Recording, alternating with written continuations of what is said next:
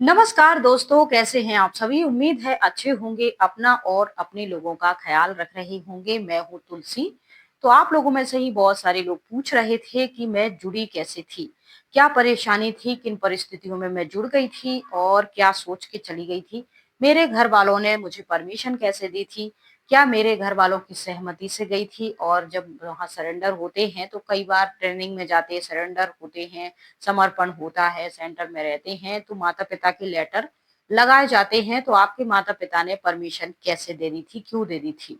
तो आज हम इन्हीं सब के बारे में आपको बता देते हैं शॉर्ट में कि सबसे पहले इस संस्था में हमारे चाचा-चाची, अंकल-आंटी जुड़े हुए थे और वो कैसे जुड़े थे, तो हमारे चाचा की एक किराने की दुकान है और हम लोगों के पास थोड़ी-सी ज़मीन है। पानी की कमी होने के कारण ज़मीन उपजाऊ नहीं थी। लेकिन एक बाईपास रोड, सरकारी रोड निकल गया है, इंटरनेशनल रोड, वहाँ से तो ज़मीन की काफ़ी कीमत बढ़ गई थी। फिर थोड़े से पानी में थोड़ी-सी खेती में ही अच्छा खासा उसका रेट बढ़ गया, थोड़ी खेती बेच के थोड़ा सब सेटल हो गए और अब सब भाई-बहन बड़े हो गए, सब अपनी-अपनी जॉब करने लगे और सब आराम से रहते, कोई दिक्कत नहीं है। ख़ैर मुझे उनकी किसी चीज़ से कोई लेना-देना नहीं। मैं अपना सेपरेट रहती हूँ, अपना कमाती-खाती हूँ और ठीक हूँ सब तरीके से, किसी बात की कोई परेशानी नहीं है। तो मुद्दा ये है कि मैं जुड़ कैसे गई थी और मेरी फैमिली ने परमिशन कैसे दी थी, तो मैं बताती हूँ कि हमारे परिवार में चाचा-चाची और मेरे पापा-मम्मी और सभी जो भी हमारे रिलेटिव हैं, बहुत ही साफ-सुथरे हैं, कोई भी बीड़ी तम्बाकू भी नहीं खाता है, सुपारी भी आपकी नहीं खाता, बाहर चाय वगैरह भी नहीं पीते हैं। सब साफ-सुथरे हैं और भजन-पूजन करने वाले हैं, साधु सन्यासियों की रिस्पेक्ट करने वाले हैं। हमारे घर परिवार में 33 करोड़ देवी-देवताओं को मानते हैं, जो भी साधु सन्यासी होते हैं उनकी इज़्ज़त करते हैं और दीदियों को भी बहुत रिस्पेक्ट करते थे। तो जैसे सभी देवी-देवताओं को मानते थे, इसी तरीके से भोलेनाथ को, शिव भगवान को भी मानते थे और हम सभी बच्चों को रविवार, शनिवार को बैठा के सबको पूजा-पाठ कराना, पाठ करवाना, सुंदरकांड करवाना, ये सारी चीज़ें घर में चलता रहता था। तो चाचा थे, रोज़ शाम को अपनी दुकान बंद करके मंदिर जाया करते थे, हनुमान जी के मंदिर। फिर वहाँ उन्होंने देखा कि एक बोर्ड लगा है ब्रह्मा कुमारी का, तो अपने दोस्तों से चाचा ने कहा कि चलो ब्रह्मा कुमारी में क्या होता है देखते हैं। तो वहाँ जाते हैं तो वहाँ भोलेनाथ की तस्वीरें और भी मेडिटेशन 7 डेज़ कोर्स की तस्वीरें थी। उनको सबको देखा, वहाँ दीदी मिली, एक दीदी थी किरण दीदी और एक दूसरी दीदी थी शिवानी दीदी, उससे पहले मैं नहीं जुड़ी थी। फिर ये जुड़े 7 डेज़ का कोर्स करा और कभी-कभी जाते थे, डेली नहीं जाते थे। इसके बाद दीदी ने बताया कि भोपाल में कन्याओं का समर्पण समारोह है, अगर आप लोग इच्छुक हैं तो उस प्रोग्राम में चलिए। तो हमारे चाचा चले गए अपने 2-3 दोस्तों के साथ भोपाल कन्याओं के समर्पण में। वहाँ उन्होंने देखा कि दीदी की तरह बहुत सारी सैकड़ों की मात्रा में दीदियाँ इकट्ठी हुई हैं, दादियाँ हुई हैं, बहुत बड़ा मंच बना है और हर सेंटर से 1-1, 2-2 कन्याएँ आई हैं जिनका समर्पण हो रहा है। परमात्मा शिव की बहुत बड़ी शिवलिंग रखी हुई है और ये कन्याएँ उनको अपना पति मान रही हैं और उनसे शादी कर रही हैं और इस शादी समारोह को भगवान के साथ कन्याएँ शादी करती हैं, वो उनकी पार्वतियाँ बन जाती हैं शिव की, इसी को समर्पण कहा जाता है। चाचा के 3 बेटे थे और 1 बेटी है उनकी और ये सब प्रोग्राम जब उन्होंने देखा तो उन्होंने कहा कि 3 बेटों के बाद मुझे 1 बेटी हुई है और वो मैं भगवान के कार्य में सौंपना चाहता हूँ। उस प्रोग्राम से वो इतने प्रभावित हुए थे कि दुनिया को देने से अच्छा है कि इधर देंगे, यहाँ बहुत सारी दीदियाँ हैं और सब लोग कितनी इज़्ज़त रिस्पेक्ट करते हैं, देवियों की तरह इन्हें देखते हैं, तो मेरी बेटी को भी मैं यहाँ दूँगा, तो मेरी बेटी भी देवी बन जाएगी, ऐसा वो मन में संकल्प करके आते हैं। घर में अपने परिवार को बताते हैं कि देखो हमारी एक ही बेटी है, अभी छोटी-सी है 6-7 साल की। अभी से वो जाएगी सेंटर वगैरह, कुछ सीखेगी दीदियों का ज्ञान वगैरह भगवान की याद में और जब ये बड़ी हो जाएगी तो अगर शिक्षा शादी की होगी तो हम शादी कर देंगे और अगर समर्पण की होगी तो समर्पण कर देंगे। तो ऐसे हम सेंटर में प्रोग्राम देख के आए हैं। तो भोपाल से जब चाचा लौट के आते, चाची को, अपने पूरे परिवार को बताते हैं कि ऐसा उस समय भाइयों की शादी नहीं हुई थी, अब सबकी शादी हो चुकी, सब अपने-अपनी घर गृहस्थी में खुश हैं। सब छोटे ही थे, बालिग और लड़की 6-7 साल की थी। ये सब लोग सेंटर जाने लगे, तीज त्योहार पे मेडिटेशन करने लगे और धीरे-धीरे वो लड़की का दीदियों से अटैचमेंट बढ़ने लगा, लगाव बढ़ने लगा और एक परिवार की तरह वो कभी-कभी रात भी रुक जाया करती थी संडे को। स्कूल जाया करती थी लेकिन कभी-कभी चाचा के साथ सेंटर जाती संडे को और शनिवार की शाम को रुक जाती, रविवार की शाम तक आ जाती। ऐसे-ऐसे धीरे उसका मन लगने लगा।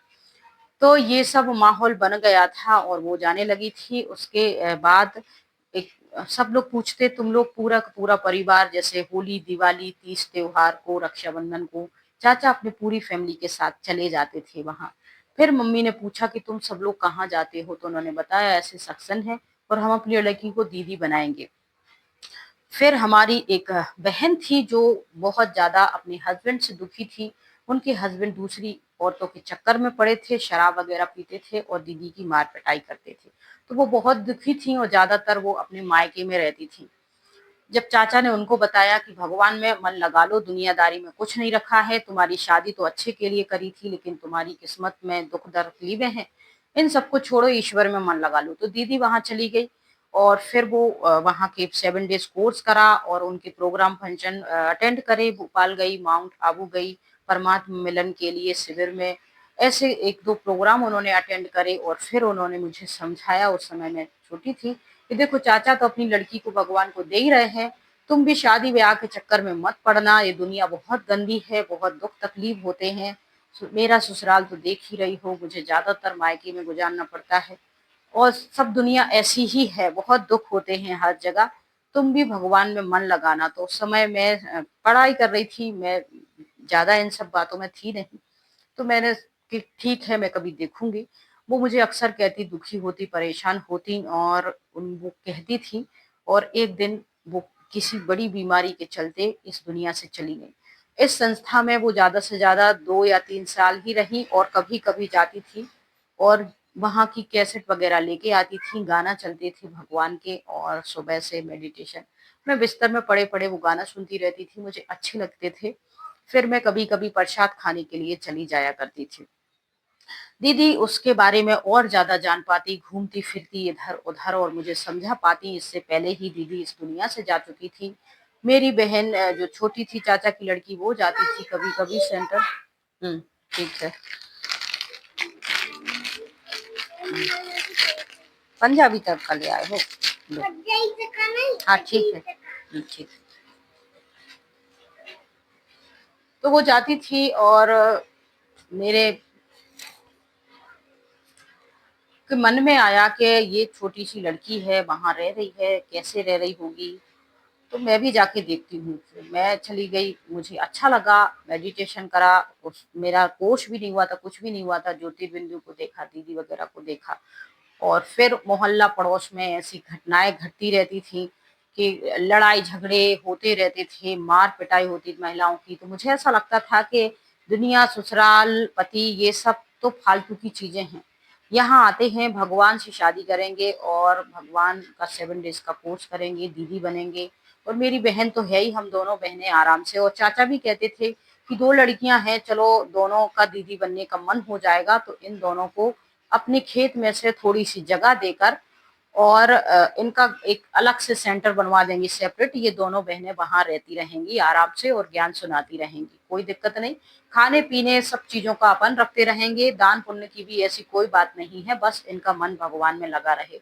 ये तक चाचा ने कह दिया था और शायद इसी प्लाट-व्लाट के चक्कर में दीदियों का थोड़ा-सा लालच था, जो हम दोनों बहनों की तरफ उनका थोड़ा-सा अटेंशन आने लगा था।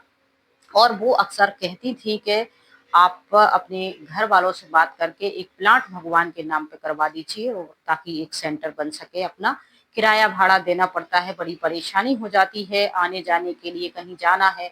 अब 2-3 बहनें सेंटर में रहेंगी तो उनका खर्चा, खाने-पीने का, उनके कपड़ों का और ये किराया भी देना है और फिर कहीं गाँव देहात जाना है ज्ञान के लिए तो उसके लिए ऑटो का किराया। तो माउंट आबू हमें जाना पड़ता है तो वहाँ ट्रेन का किराया और फिर माउंट आबू खाली हाथ तो जाएंगे नहीं ना, तो वहां भी कुछ दान पुण्य करना पड़ता है। तो ये सब हो जाता है तो हमारा किराया बचेगा तो हम एक्स्ट्रा कर पाएंगे, कुछ भाग्य बना पाएंगे। तुम लोग भी भाग्य बनाओ, ज़मीन का थोड़ा-सा टुकड़ा मिल जाएगा, प्लाट मिल जाएगा, सेंटर बन जाएगा, तुम्हारे पूरे परिवार का भाग्य बन जाएगा, वो भी कुछ पद पोज़ीशन पालेंगे, तुम भी महारानी बन जाओगी।